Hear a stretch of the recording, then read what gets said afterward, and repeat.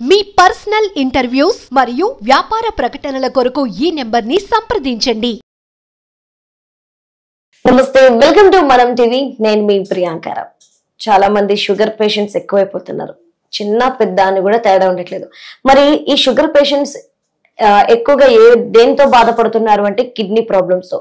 So ఎందుకు sugar ఉన్న వాళ్ళకి కిడ్నీ ప్రాబ్లమ్స్ వస్తున్నాయి, వాళ్ళకి ఎలాంటి ట్రీట్మెంట్ అవైలబుల్ గా ఉంది అనే విషయాల్ని ఈ రోజు మనకి డాక్టర్ అరుణ్ కుమార్ గారు క్లియర్ గా వివరిస్తారు. నమస్కారం సార్. నమస్తే అండి. యా డాక్టర్ గారు, ఎందుకని షుగర్ ఉన్న ప్రతి పేషెంట్ కి కూడా కిడ్నీ ప్రాబ్లమ్స్ అనేవి వస్తున్నాయి? సో చాలా మంచి క్వశ్చన్ అడిగారండి.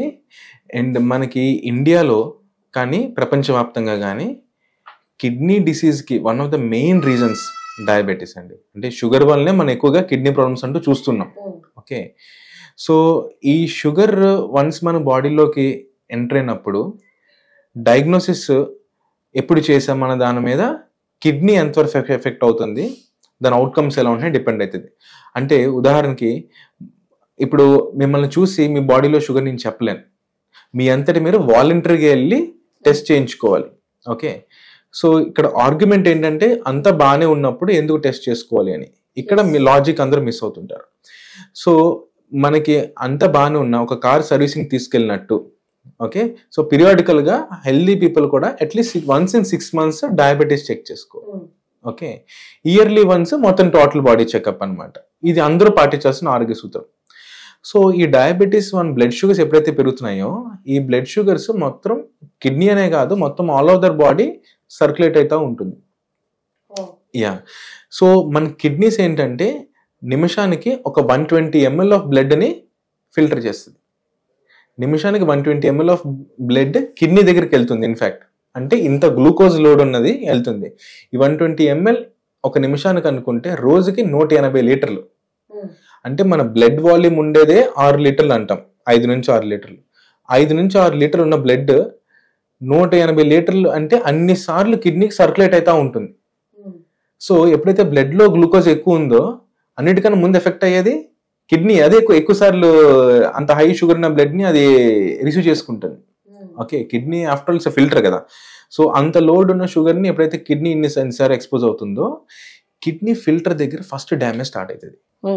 ఓకే, కిడ్నీ ఫిల్టర్ అంటే అందులో ఎన్నో ప్రాపర్టీస్ ఉన్నా సింపుల్ అందరికి అర్థమయ్యేటట్టు మన కాఫీ ఫిల్టర్ లో ఊహించుకోవచ్చు. అందులో కూడా స్మాల్ హోల్స్ ఉంటాయి. ఆ హోల్స్ నుంచి మనకి కావాల్సిన ఇంప్యూరిటీస్ ఏవైతే వేస్ట్ మెటీరియల్ ఉన్నాయో ఆ ఫిల్టర్ అయిపోయి యూరిన్ నుంచి వెళ్ళిపోతాయి. ఇంపార్టెంట్ ప్రోటీన్ మాలిక్యూల్స్ కానీ హెమోగ్లోబిన్ మాలిక్యూల్స్ కానీ అది మాత్రం ఫిల్టర్ కాకుండా మళ్ళీ బ్లడ్ సర్క్యులేషన్ లో బ్యాక్ వెళ్ళిపోతాయి.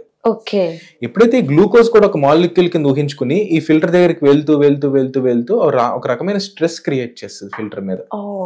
అంటే ఇన్ఫాక్ట్ ఈ స్ట్రెస్ కాస్త డ్యామేజ్, ఈ డ్యామేజ్ కాస్త అల్టిమేట్ గా ఒక రకమైన ఇన్ఫ్లమేటరీ క్యాస్కేడ్ అంటాం. ఓకే, ఎప్పుడైతే డ్యామేజ్ అయిందో మనకి ఎప్పుడైతే దెబ్బ తగిలిందో ఫస్ట్ డే జస్ట్ చిన్న గీత ఉంటుంది, సెకండ్ డేకి వాపు వస్తుంది, థర్డ్ డేకి ఇంకా వాపు ఎక్కువ అవుతుంది, తర్వాత క్రస్ట్ ఫామ్ అవుతుంది. ఇలాగా ఎప్పుడైతే డ్యామేజ్ లో కూడా ఈ గ్లూకోజ్ మాలిక్యూల్ ఫస్ట్ ఎప్పుడైతే స్ట్రెస్ క్రాస్ చేస్తుందో ఈ గ్లూకోజ్ మాలిక్యూల్స్ కి అడిషనల్ గా వేరే ఇన్ఫ్లమేటరీ మాలిక్యూల్స్ కూడా వచ్చి ఆ ఫిల్టర్ ని డ్యామేజ్ చేయడం స్టార్ట్ అవుతాయి. ఇది ఎప్పుడు నుంచి స్టార్ట్ అవుతుంది? Day 1 నుంచి స్టార్ట్ అవుతుంది. అంటే diabetes high blood sugar levels ఎప్పుడైతే మీ బాడీలోకి ఎంటర్ అవుతున్నాయో అప్పటి నుంచి ప్రాసెస్ అనేది స్టార్ట్ అయిపోతుంది. సో అందుకని మనం డయాబెటీస్ ని ఎంత ఎర్లీగా డయాగ్నోస్ చేసుకుంటాము అంటే ఎవ్రీ 6 months చేసుకోవడం వల్ల మనం అట్లీస్ట్ 1-2 months లో మనకు తెలిసిపోతుంది. సో దీనికి ఏ టెస్ట్ చేయించుకోవాలి? ఎగ్జాక్ట్లీ. సో డయాబెటీస్ మనం ఫస్ట్ చేసుకోవాల్సింది ఫాస్టింగ్ బ్లడ్ షుగర్, బ్రేక్ఫాస్ట్ చేసిన 2 hours తర్వాత షుగర్, 3 months యావరేజ్, అలాగే కంప్లీట్ యూరిన్ ఎగ్జామినేషన్. ఓకే, ఇది చేసుకుంటాం. సో దీంతో ఎర్లీ డయాబెటీస్ డయాగ్నోస్ చేసుకుంటాం. ఇప్పుడు డయాబెటీస్ వచ్చిన పేషెంట్కి అలాగే నాన్ డయాబెటిక్ పేషెంట్ ఇప్పుడు కిడ్నీ డ్యామేజ్ అందులో తెలుసుకోవాలి అనుకుంటే కిడ్నీ ఫిల్టర్ డ్యామేజ్ అయితే మొట్టమొదటి వచ్చే సైన్ అందరూ అనుకున్నట్టు క్రియాటిన్ పెరగదు. ఫస్ట్ సైన్ ఆల్బుమిన్ అనే ప్రోటీన్ మాలిక్యూల్ యూరిన్ లో కనిపిస్తుంది. This is the first sign. అంటే దీన్ని మైక్రో ఆల్బుమిన్ అంటాం అన్నమాట. అంటే స్మాల్ ప్రోటీన్ మాలిక్యూల్స్ ఎప్పుడైతే కిడ్నీ ఫిల్టర్ డ్యామేజ్ అయిందో హోల్ కొంచెం పెద్దదైందో ఈ micro albumin levels first urine లో కనిపిస్తాయి.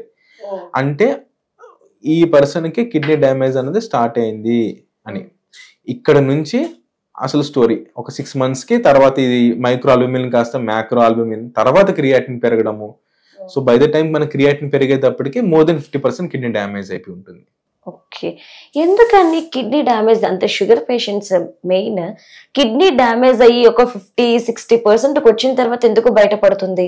యా, సో మనకేంటంటే బాడీకి ఒక కౌంటర్ రెగ్యులేటరీ మెకానిజం అని ఒక రిజర్వ్స్ అన్ని ఉంటాయన్నమాట. సో ఫర్ ఎగ్జాంపుల్ మనం ఫాస్టింగ్ ఉన్నారు, మార్నింగ్ బ్రేక్ఫాస్ట్ చేయలేదు, మధ్యాహ్నం మీరు పడిపోతారా? పడిపోరు. రాత్రి వరకు తినకపోతే రాత్రి పడిపోతారు. సో ఒక టాలరెన్స్ పవర్ ఉంటుంది. అలానే మన కిడ్నీలో ఉండే సెల్స్ కూడా ఎలా డిజైన్ చేయబడి ఉన్నాయంటే ఒక 50% సెల్స్ పనిచేయకపోయినా మిగిలిన 50% సెల్స్ ఏవైతే కిడ్నీ సెల్స్ ఉన్నాయో అవి ఆ వర్క్ని అకామిడేట్ చేసుకుని వాటి వర్క్ కూడా ఇవి చేసుకునే స్ట్రెంగ్త్ ఉంటుంది కిడ్నీకి. ఓకే, సో అందుకని నేను 50% డ్యామేజ్ అయిపోయినా మిగిలిన 50% సెల్స్ పనిచేస్తున్నాయి కదా. సో మన బాడీ లోడ్ని కానివ్వండి, ఆ వేస్ట్ ఎక్స్క్రిషన్ కానీ ఇవి చేసేస్తాయి. వీటిని కెపాసిటీ పెంచుకుని వాటి వరకు కూడా చేయడం వలన మన బ్లడ్లో ఎప్పుడు కూడా ఆ పారామీటర్స్ అని నార్మల్ కనిపిస్తాయి. వన్స్ బియాండ్ దట్ కెపాసిటీ ఆ రీనల్ రిజర్వ్ కూడా పోయి ఎప్పుడైతే ఈ ఉన్న సెల్స్ కూడా ఆ లోడ్ని తట్టుకోలేకపోతున్నాయో దీన్ని హైపర్ ఫిల్ట్రేషన్ అంటాం అనమాట. సో హైపర్ ఫిల్ట్రేషన్ అంటే ఈ హైపర్ అంటే ఎక్కువ కదా, సో ఉన్న సెల్స్ ఎక్కువగా ఫిల్టర్ చేస్తుంటాయి ఎందుకంటే మిగిలిన సెల్స్ పని చేయట్లేదు కాబట్టి.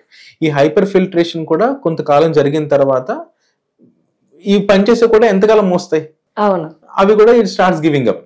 అప్పుడు మనకి సిమ్టమ్స్ కానివ్వండి, సైన్స్ కానివ్వండి తెలుస్తుంటాయి అన్నమాట. ఓకే, సో షుగర్ పేషెంట్స్ కి కిడ్నీ డ్యామేజ్ అయితే కనుక ఎలాంటి ట్రీట్మెంట్ మనకి అవైలబుల్ ఉంది అండ్ ఏ స్టేజ్ నుండి స్టార్ట్ చేస్తే ఎంత రిజల్ట్ ఉంటుంది? యా, సో ఇందాక మీకు చెప్పినట్టు first of all sugar control చేసుకోవడం మెయిన్ ప్రయారిటీ. ఓకే, అండ్ తర్వాత డైట్. సో డైట్లో మనకి ఏంటంటే diabetic diet, kidney diet almost 90% match అవుతుంది. ఓకే, రూట్ కాజ్ ఒకటే కాబట్టి. సో లో కార్బ్స్ తీసుకోవడము, ప్రోటీన్స్ కూడా ఏంటంటే యానిమల్ బేస్డ్ ప్రోటీన్స్ అవాయిడ్ చేసి వెజిటేబుల్ బేస్డ్ ప్రోటీన్స్కి వెళ్ళడము. ఓకే, సాల్ట్ కొంచెం తగ్గించుకోవడము, అండ్ వాటర్ మోడరేట్గా అంటే మన బాడీకి ఎంతవరకు అవసరమో అంతవరకు తీసుకోవడము. Okay, and pain killers avoid చేయడము. ఓకే, అండ్ దీంతో పాటు కొన్ని కిడ్నీ ప్రొటెక్టివ్ మెడికేషన్స్ ఉంటాయి. కిడ్నీ మీద స్ట్రెస్ పడకుండా ఇందా మనం మాట్లాడుకున్నట్టు ఆ ఇన్ఫ్లమేటరీ మిలియన్ తగ్గడం కోసం కొన్ని మెడికేషన్స్ అయితే ఉంటాయి. వీటన్నిటిని పెట్టుకోవడం వల్ల మన కిడ్నీ మీద ఫర్దర్ స్ట్రెస్ పడకుండా అట్లీస్ట్ ఈ డిసీజ్ ప్రోగ్రెస్ అవ్వకుండా మనం కొంతవరకు డెఫినెట్గా మనం చేసుకోవచ్చు. ఓకే, సో ఇంత కేర్ తీసుకుంటే మనం కిడ్నీని కాపాడుకోవచ్చు అంట. ఫస్ట్ ఆఫ్ ఆల్ షుగర్ రాకుండా కాపాడుకుంటే కిడ్నీని కాపాడుకున్నట్టే అయితే. Right, thank you so much sir.